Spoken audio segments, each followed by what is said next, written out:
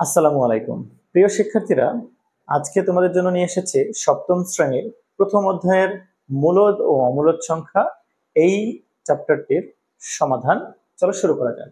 মূলদ ও অমূলদ সংখ্যা এই বিষয়ে জানার জন্য আমাদের প্রথমেই যেটি জানতে হবে বর্গ এবং বর্গমূল সম্পর্কে।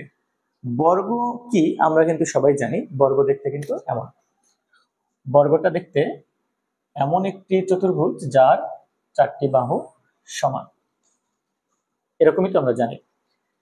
এই একটি বর্গ মনে করি এবং এটির সবগুলো বাহু দৈর্ঘ্য সমান।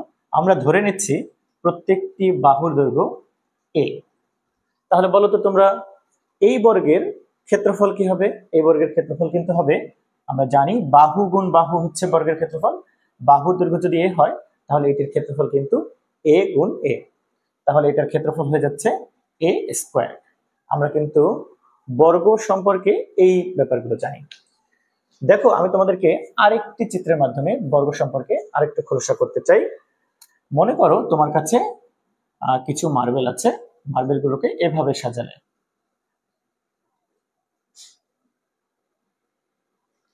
এভাবে সাজিয়েছ, লক্ষ্য করলে দেখবে যে তোমার দৈর্ঘ্য বরাবর 3টি মার্বেল এবং প্রস্থ বরাবরও 3টি মার্বেল আছে।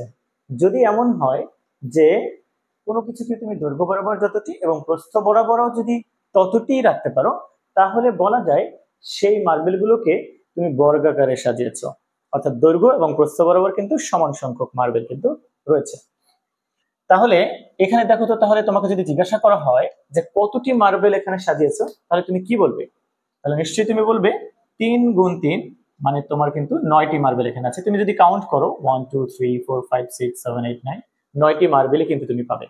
সুতরাং তুমি কিন্তু দেখতে পাচ্ছ যে বর্গ বলতে দৈর্ঘ্য বরাবর এবং প্রস্থ বরাবর সমান সংখ্যক জিনিস থাকে, এটাই বোঝায়। সুতরাং আমরা বর্গ এর একটা সংজ্ঞা আমরা দিতে পারি এবং বর্গমূলেরও একটা সংজ্ঞা কিন্তু এখান থেকে আমরা পেতে পারি। চলো বর্গ এবং বর্গমূলের সংজ্ঞাটা আমি লিখে নেই এবং এর সাথে কি সম্পর্ক আছে সেটাও দেখি। বর্গ বলতে আমরা বুঝি একটি সংখ্যাকে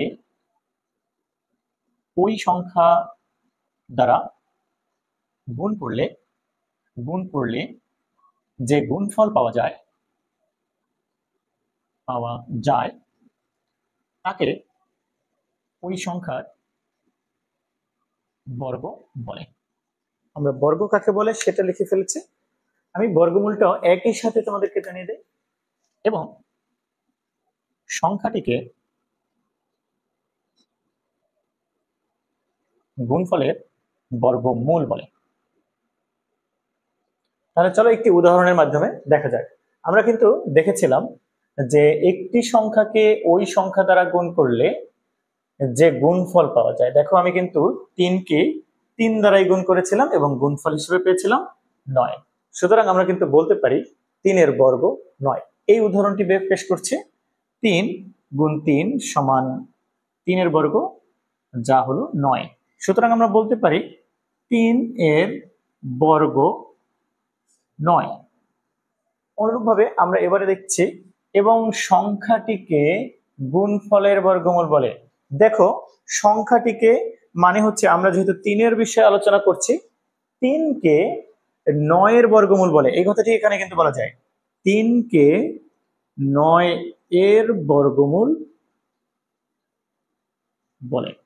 আরো একটু খোলসা করি, আমরা যখন জিজ্ঞাসা করব 9 এর বর্গমূল কত, 9 এর বর্গমূল কত, এই কথাটির মানে কি আমরা চলো এটা বোঝার চেষ্টা করি। 9 এর বর্গমূল বলতে বোঝায় 9 বর্গ একক ক্ষেত্রফল বিশিষ্ট একটি বর্গ।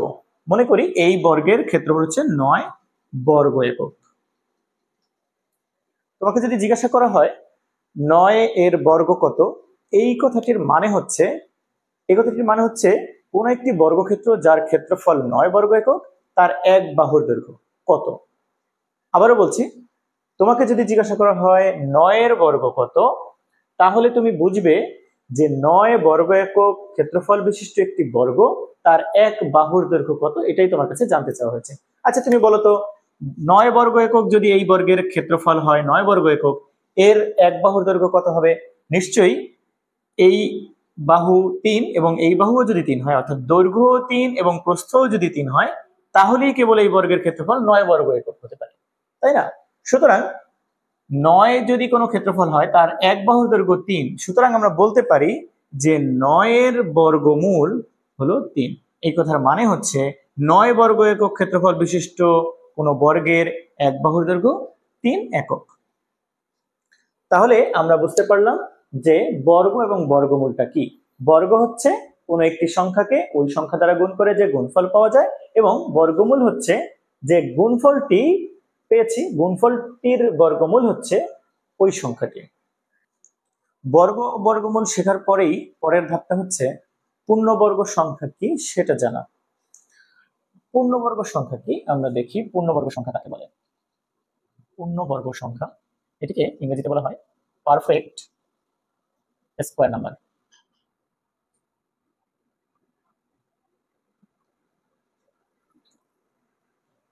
আমরা একটি উদাহরণ থেকে শুরু করব।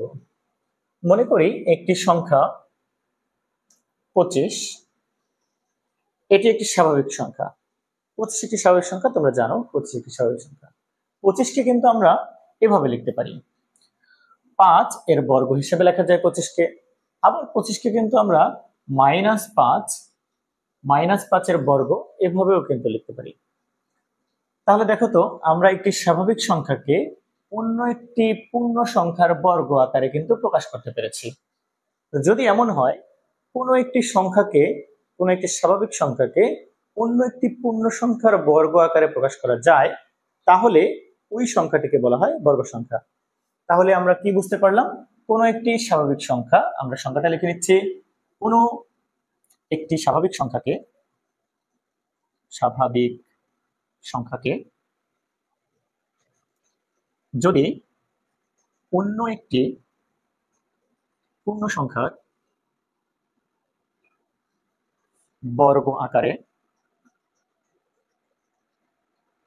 প্রকাশ করা যায়, তাহলে উক্ত স্বাভাবিক সংখ্যাটিকে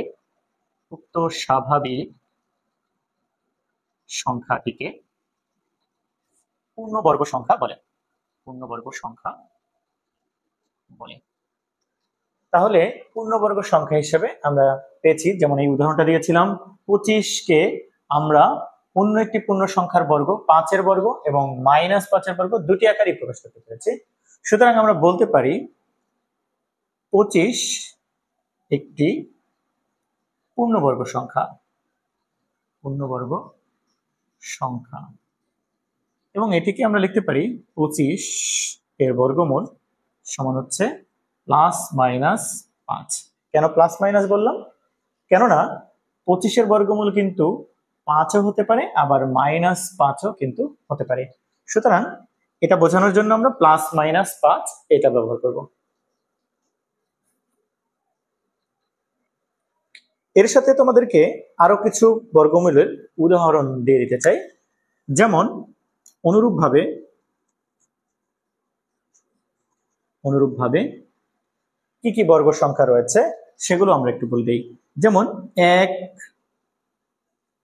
একটা পূর্ণবর্গ সংখ্যা, 1কে যদি 1 দিয়ে গুণ করি 1 হবে। 2 দুগুণে 4, 4 পূর্ণবর্গ। অনুরূপভাবে 3 3 9, 4 4 16, 5 5 25, 6 6 36, 7 7 49, 8 8 64, 9 9 81, 10 10 100 and so on। এভাবে কিন্তু যত খুশি বর্গ সংখ্যা আমরা বের করতে পারবো। এই সংখ্যাগুলো কি বলা হয়? পূর্ণবর্গ সংখ্যা।